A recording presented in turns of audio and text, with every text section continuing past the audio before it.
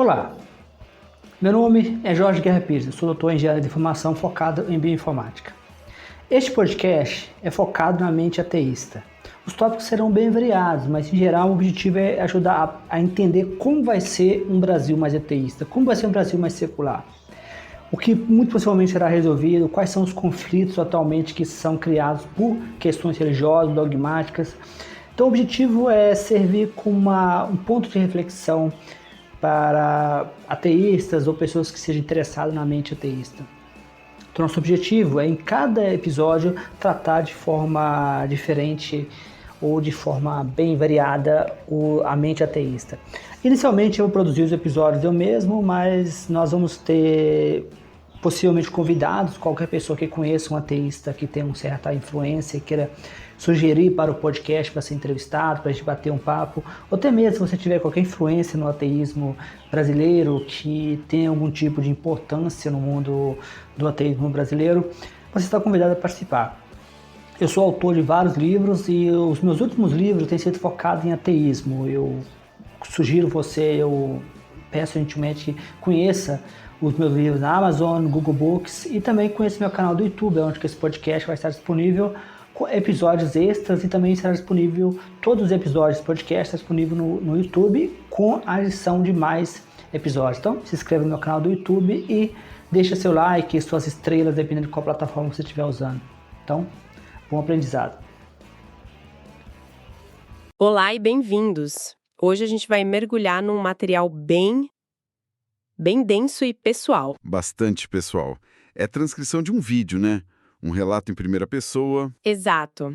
A jornada de alguém que cresceu no que descreve como um lar nacionalista, cristão, branco lá nos Estados Unidos. E é bom a gente já começar explicando o que isso quer dizer, pelo menos no contexto da fonte. Sim, por favor. Não é só sobre ser branco, cristão e patriota. O que a pessoa descreve é uma ideologia, sabe? Uma que mistura a identidade cristã evangélica com a identidade nacional americana. A ponto de virar uma coisa só, inseparável. Exatamente. A ideia de que os Estados Unidos são, na sua essência, uma nação cristã.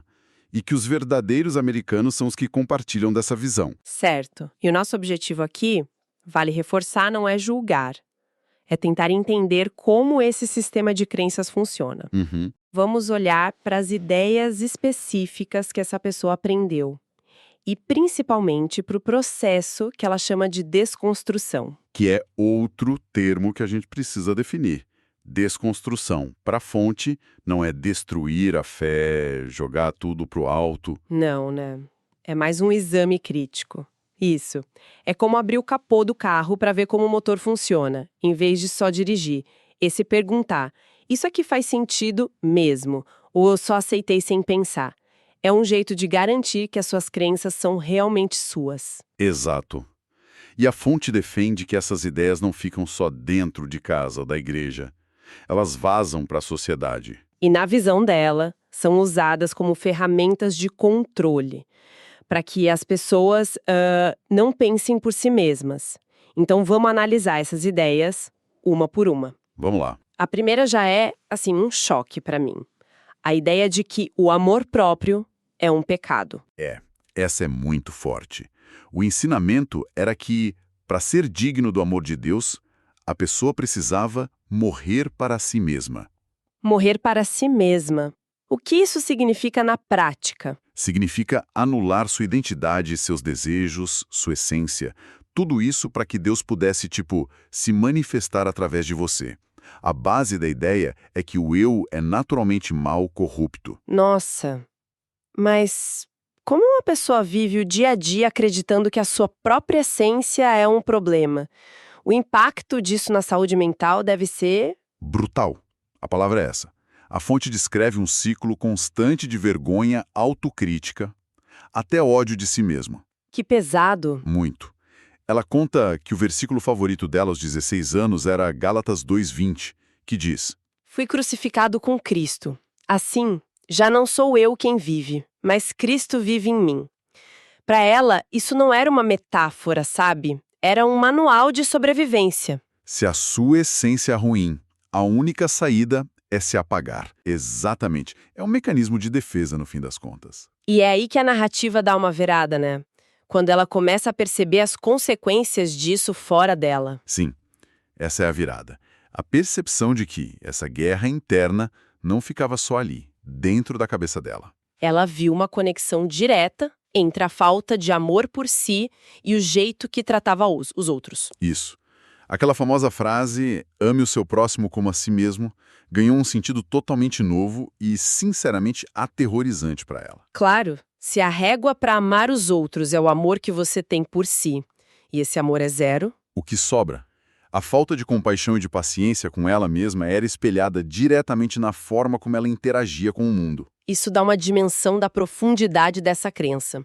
Não era uma ideia abstrata. De jeito nenhum. Ela até lembra de um familiar falando do amor próprio como essa porcaria, o que mostra um desprezo ativo pela ideia. É como se amar a si mesma fosse uma traição, um egoísmo que roubava o espaço de Deus. E essa dificuldade com o eu acaba se refletindo em como se lida com o outro, o que já nos leva para o próximo tema, que é o racismo. Sim, um dos temas mais complexos que a fonte aborda. E aqui o negócio fica ainda mais denso. Ela aprendeu que o racismo sistêmico era coisa do passado, que acabou com a escravidão. E que qualquer racismo que ainda existisse era só individual, pessoas más, casos isolados, mas as instituições, polícia, justiça, essas eram neutras. O curioso é como essa crença se mantinha, mesmo com contradições óbvias, né? Sim, ela conta do avô, que era policial. A família toda sabia e até comentava que ele era abertamente racista.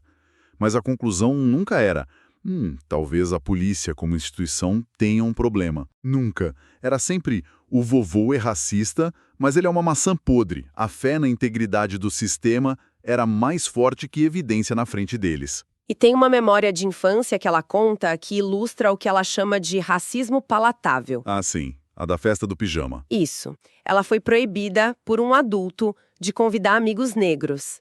E a justificativa não foi um discurso de ódio, foi algo muito mais sutil. É só porque eles são diferentes de nós. Exatamente. E por isso muito mais perigoso. Essa distinção é o ponto-chave. O racismo que ela aprendeu não era sobre ódio ativo, era passivo, disfarçado de fato da vida. Uma ordem natural das coisas. Isso. E assim fica muito mais fácil de absorver. As pessoas não se viam como racistas porque não sentiam ódio. Elas só estavam reconhecendo uma diferença. Uma diferença que, por acaso, mantinha a hierarquia social do jeito que estava. Convenientemente.